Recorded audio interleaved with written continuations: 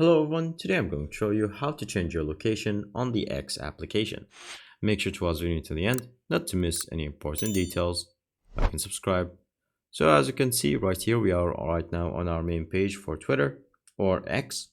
And so from here, all you have to do is to go to the top left section where you can see the profile picture. And then from here, you're going to scroll down until you see the button that says Setting and Support, and then go to Setting and Privacy.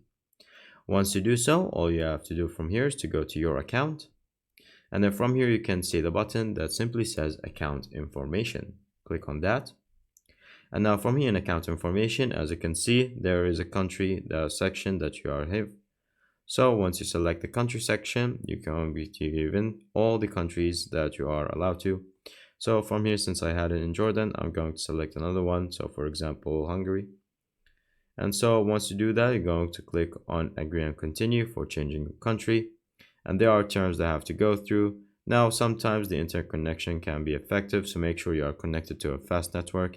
And once you click on continue and agree, it should work all well, and you should be able to change your country. And that's pretty much it. Thank you guys for watching. See you next time. Bye bye.